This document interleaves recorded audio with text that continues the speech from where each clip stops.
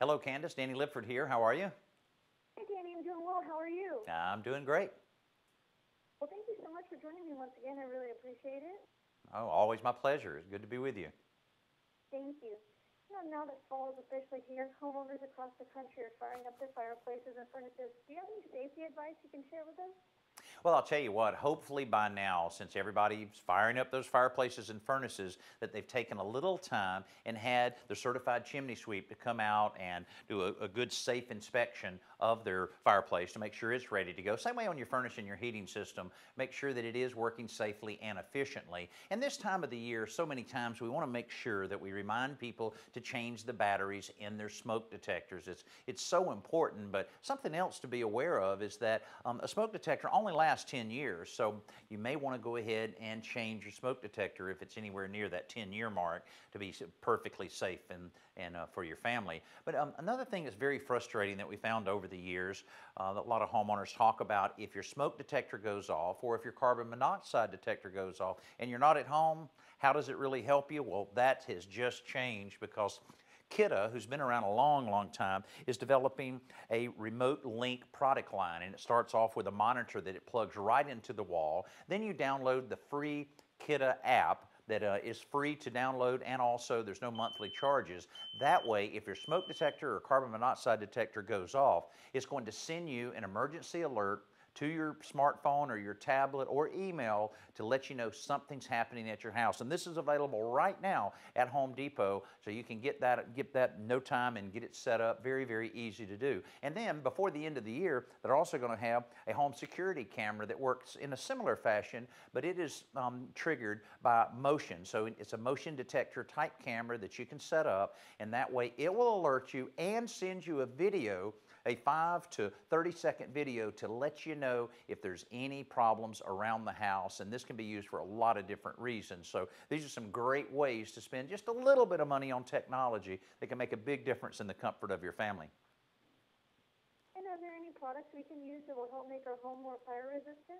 Well, there's definitely a lot of them out there. If you're building or remodeling, it surprises a lot of people how many different products are designed to be more fire resistant. Even drywall for your walls and your ceiling are now available that's fire resistant, as well as insulation for your attic, which is a good thing because a lot of fires start in the attic space of a home, and it can spread very rapidly before you even know there's a fire there. So the stone wool insulation that we've used a lot on my television show from Roxel is a great option. So easy to install. You can cut it with a serrated bread knife and be able to install it another layer right over your existing attic. And again, not only is it going to provide that fire resistance and give you the, every second counts if you have a fire there to help get your family out safely, it's also going to make your home a lot more energy efficient. And is there anything else we can do to drive down our energy bills?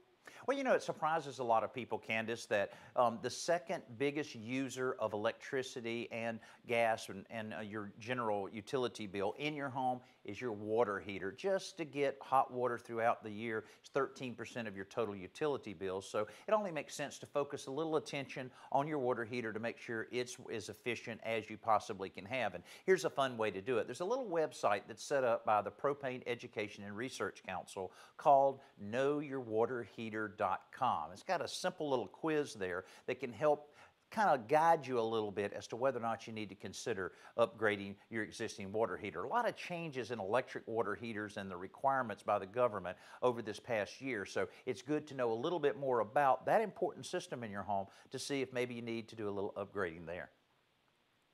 What are some projects you're working on around the house this year?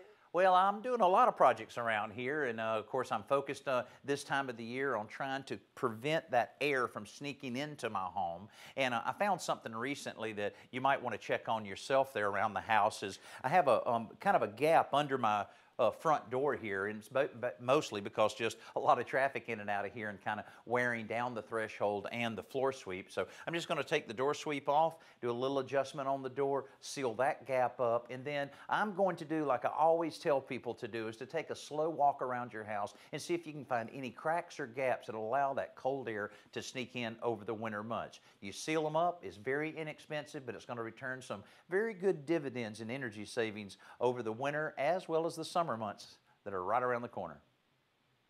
Well, thank you for the great tips, Danny. Where can we go for more information on everything you mentioned today? Well, we'd love for you to drop by our website, todayshomeowner.com. Thousands of videos and articles waiting on you right now to help you have the best looking house on the block.